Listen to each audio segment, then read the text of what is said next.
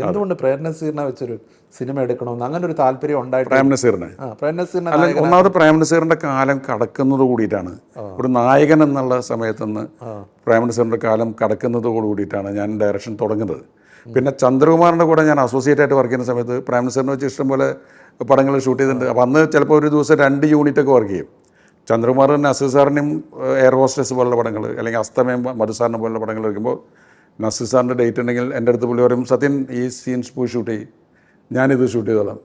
സ്വന്തം സിനിമയിൽ ഒരു ചെറിയൊരു വേഷം കൊടുക്കണമെന്ന് തോന്നുന്നു. അല്ലല്ല, സ്വന്തം സിനിമയിൽ നമുക്ക് അധികം ഓർമ്മിക്കപ്പെടാത്ത ഒരു സിനിമയിൽ പുള്ളി അഭിനയിച്ചിട്ടുണ്ട്. അതെന്താ വെച്ചാൽ അത് എൻ്റെ പേരിൽ വന്നു എന്നല്ലാതെ അത് പൂർണ്ണമായും ഞാൻ ചെയ്ത സിനിമയല്ല. അത് ലാൽ അമേരിക്കയിൽ എന്നുള്ള സിനിമയിൽ പ്രേം നസീർ ആണ് ഒരു സെൻട്രൽ ക്യാരക്ടറുള്ളത്. അത് ഞങ്ങൾ തുടങ്ങിയതാണ്. ആ സിനിമ സ്റ്റാർട്ട് ചെയ്തിട്ട് എനിക്കത് വേണ്ട വിധത്തിൽ പിക്ചറൈസ് ചെയ്യാൻ സാധിച്ചില്ല. അതിൽ കുറച്ച് സാങ്കേതികമായ പ്രശ്നങ്ങളൊക്കെ ഉണ്ടായിരുന്നു. അത് അമേരിക്കയിൽ നിന്ന് വന്നിട്ട് മുഴുവൻ പൂർത്തിയാകാതെ വന്നു. പിന്നെ എൻ്റെ സിനിമകളുടെ പല സിനിമകളുടെ ഇടയിൽ ചില സീൻസ് പോയി ഷൂട്ട് ചെയ്യും, മനസ്സിലായില്ലേ? അങ്ങനെ ചിലപ്പോൾ എൻ്റെ അസിസ്റ്റൻ്റ് പോയി ഷൂട്ട് ചെയ്യും. അങ്ങനെ എനിക്ക് വേണ്ട വിധത്തിൽ ശ്രദ്ധിക്കാൻ പറ്റാതെ സാഹചര്യങ്ങൾ കൊണ്ട് വന്നു പോയൊരു സിനിമയാണ് ലാൽ അമേരിക്കയിൽ. അതിൽ പ്രേം നസീറുണ്ട്. പ്രേം നസീറിൻ്റെ മകനാണ് മോഹൻലാലൊക്കെ ആയിട്ട് അഭിനയിച്ചിട്ടുള്ളത്. അപ്പോൾ അത് അങ്ങനെ ഒരു അനുഭവം ഉണ്ടായിട്ടുണ്ട്. ഇപ്പം സുകുമാരൻ ആദ്യകാലത്ത് ഇപ്പം കിന്നാരത്തിൽ നെടുമുടി വേണുവും സുകുമാരനും എല്ലാം കൂടെ വരുന്നു.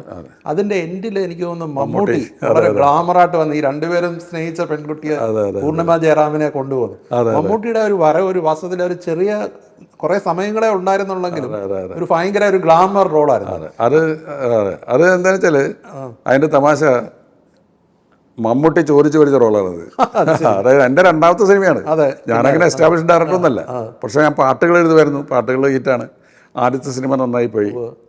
ഈ 2 ക്യാരക്ടേഴ്സിൻ്റെ കൂടെ 3ാമതൊരാൾ വേണം, അത് ശ്രദ്ധിക്കപ്പെടുന്ന ഒരാൾ വേണമെന്ന് മാത്രമേ എൻ്റെ ഉള്ളിൽ ആഗ്രഹം ഉണ്ടായിരുന്നു. ബാലേന്ദ്ര മേനോനെ കൊണ്ട് ചെയ്യിപ്പിക്കാമെന്നൊക്കെ അന്ന് തോന്നിയിരുന്നു. മേനോൻ്റെ അടുത്ത് ഞാൻ കോൺടാക്ട് ചെയ്തപ്പോൾ മേനോന് സാങ്കേതികമായ പ്രശ്നങ്ങൾ, കാര്യനിസ്സാരം ചെയ്യുകയൊക്കെ ചെയ്യാം.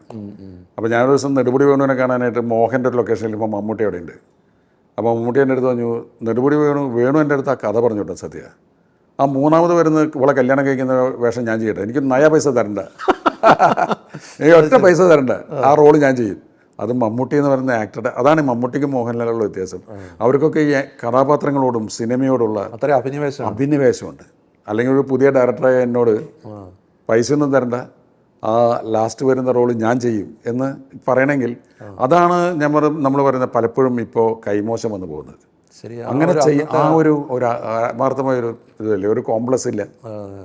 അങ്ങനെ പുള്ളിയുടെ സൗകര്യത്തിന് പുള്ളി വന്നിട്ട് ചെയ്ത റോളാണ്. അത് പുള്ളിക്ക് വലിയ രീതിയിൽ ഗുണം ചെയ്തത്. അതെ.